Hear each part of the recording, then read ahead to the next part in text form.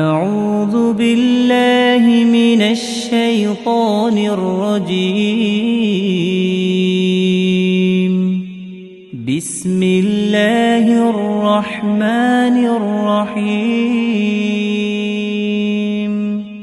இந்த எந்த துவாவானாலும் சரி, பொதுவாவே இந்த கையை உயர்த்தி அல்லாஹ்ட்ட கேட்கிறதா இருந்தா அதுக்கு ஒரு முறை கவனிக்கணும். அந்த முறை கவனிக்கப்படாவிட்டால் நம்முடைய எந்த துவாவும் அல்லாஹ்ட்ட ஏற்றுக்கொள்ளவே பட செய்யாது. என்ன முறை? ரசூலுல்லாஹி ஸல்லல்லாஹு அலைஹி வஸல்லம் அவர்கள் சொன்ன செய்தி நஸையில் 1267வது நபிமொழி. நாம எப்பட்ட அல்லாஹ்ட்ட துவா செய்யும் போதும் முதலில் யார்கிட்ட கேட்கிறோமோ அந்த அல்லாஹ்வை முதல்ல புகழணும்.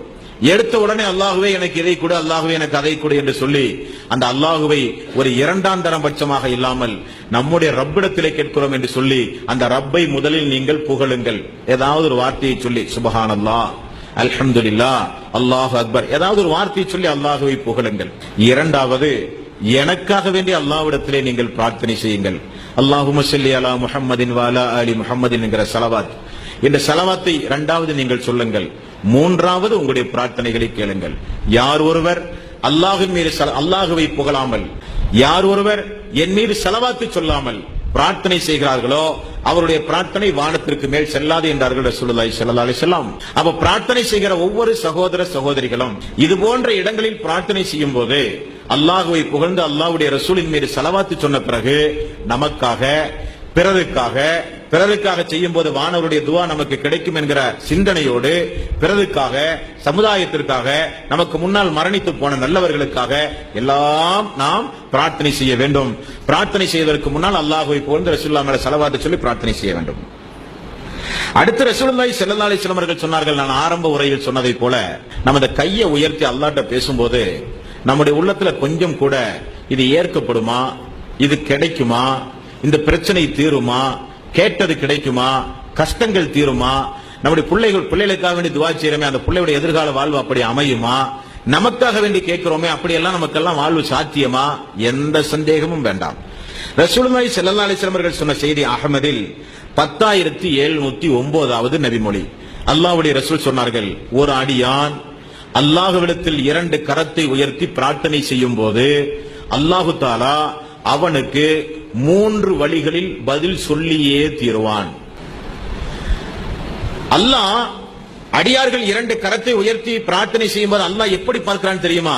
என்னுடைய அடியான் 2 கரத்தை உயர்த்தி என்னிடத்திலே கேட்டு விட்டானே, அவனுக்கு ஒரு எஜமானன் உண்டு என நினைத்து 2 கரத்தை உயர்த்தி நாம் கேட்டால் ரப்பு தருவான் என்கிற நம்பிக்கையோடு எனது அடியான் கேட்டு விட்டானே என்று சொல்லி அந்த கையை வெறுமனே திரும்ப அனுப்ப அல்லாஹ் வெட்கப்படுகிறான் என்று ரசூல் ஸல்லல்லாஹு அலைஹி வஸல்லம் அவர்கள் சொன்னார்கள். அந்த அளவுக்கு ரோசக்காரன் ரப்புல் ஆலமீன், அந்த அளவுக்கு ரப்புல் ஆலமீன் ரோசக்காரன்.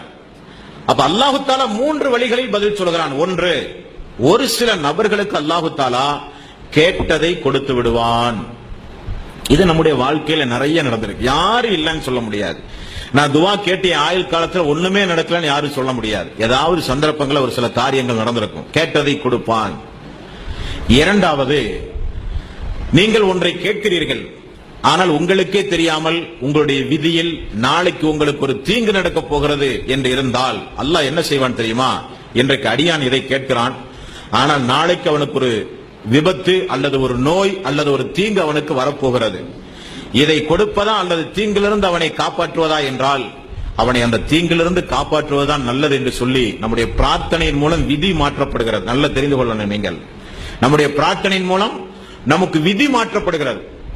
ஒரு மனுஷன் நம்மள்ட்ட வந்து ரொம்ப உடம்பு சரியில்லைன்னு சொல்லி, ரொம்ப பசிக்குதுன்னு சொல்லி ஒரு மனுஷன் நம்மள்ட்ட வந்து கொஞ்சம் உணவு கேட்டு யாசகம் கேட்டு நிக்கிறான். அவனுக்கே தெரியாம அவனுக்கு பின்னாடி ஒரு பாம்பு அவனுக்கு கொத்துறதுக்கு நிக்குதுன்னு சொன்னா முதல்ல அவனுக்கு சாப்பாடு வாங்கி கொடுப்போம், பாம்புடன் அவனை காப்பாத்துவோமா? உயிர் முக்கியம் சொல்லி முதல்ல அவனை காப்பாத்துவோம். அது போல அல்லாஹு தஆலா விதியில் ஏதாவது ஒரு ஆக்சிடென்ட் நடக்கணும் விதியில் எழுதியிருப்பான், அது யாராலையும் தடுக்கவே முடியாது. ஏதாவது நோய் நொடி வந்து கொஞ்ச நாளைக்கு படுக்கணும்னு அல்லாஹ் எழுதியிருப்பான், யாராலையும் தடுக்க முடியாது.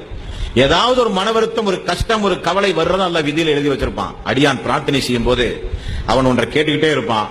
ஆனா அல்லாஹ் என்ன செய்வான்னா கேட்டதை ஒரு சில நேரத்தில் கொடுப்பான், ஒரு சில நேரத்தில் அவனுக்கு வரக்கூடிய தீங்கிலிருந்து அல்லாஹ் அவனை காப்பாற்றி விடுவான்.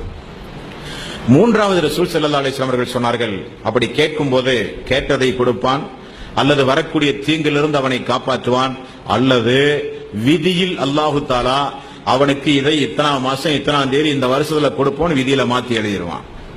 அப்ப பிறகு தருவதாக அல்லாஹ் வாக்களிப்பான், அல்லது உடனே கொடுப்பான், அல்லது தீங்கிலிருந்து காப்பாற்றுவான். ஒன்றுமில்லையா, அவன் கேட்ட பிரார்த்தனைக்கு மறுமை நாளில் அவனுக்கு அல்லாஹ் பாவ மன்னிப்பு வழங்கி சொர்க்கத்திற்கு அனுப்புவான் என்று ரசூல் ஸல்லல்லாஹு அலைஹி வஸல்லம் அவர்கள் சொன்னார்கள். பிரார்த்தனையின் மூலம் இது நடந்தே தீரும். இது அல்லாத ஒரு பிரார்த்தனை இஸ்லாமிய மார்க்கத்திலே கிடையாது. ஆக அல்லாஹு தஆலா இவ்வளவு வகையான பாவ மன்னிப்புகளையும் இவ்வளவு வகையான அந்தஸ்துகளையும் பிரார்த்தனை செய்யும் போது நமக்கு வைத்திருக்கிறான் என்பதை இந்த இஸ்லாமிய சமுதாயம் தெரிந்தால் அல்லாஹ்வை விட்டு வேற யார்ட்டையா போய் துவா செய்வாங்களா? ஒரு காலம் செய்ய மாட்டார்கள். ஆக துவாவினுடைய இது போன்ற ஒழுங்குமுறைகள் இந்த மனித சமுதாயத்திற்கு அடிக்கடி நினைவு கூறப்பட்டுக் கொண்டே இருக்க வேண்டும். அடுத்தது, நபிகள் நாயகம் ஸல்லல்லாஹு அலைஹி வஸல்லம் அவர்கள் சொன்னார்கள், இதெல்லாம் துவா யாரோட துவா அங்கீகரிக்கப்படும், எந்தெந்த நேரங்களில் அங்கீகரிக்கப்படும், எப்படி கேட்க வேண்டும், கேட்கும் போது எப்படி எல்லாம் பதில் கிடைக்கும், இதைத்தான் நம்ம பார்த்தோம். இப்ப பார்க்க போற விஷயம் எல்லாம் என்ன தெரியுமா? துவா கேட்கும் போது நமக்கு கிடைக்கக்கூடிய ஏராளமான நன்மைகளையும், துவா கேட்கும் போது அல்லாஹ் எந்த அளவுக்கு சந்தோஷப்படுகிறான் என்பதை இப்ப நம்ம பார்க்க போறோம். முதல்ல 2வது அத்தியாயத்தின் 222வது வசனத்தில் அல்லாஹ் ரப்பல் ஆலமீன் சொல்கிறான்,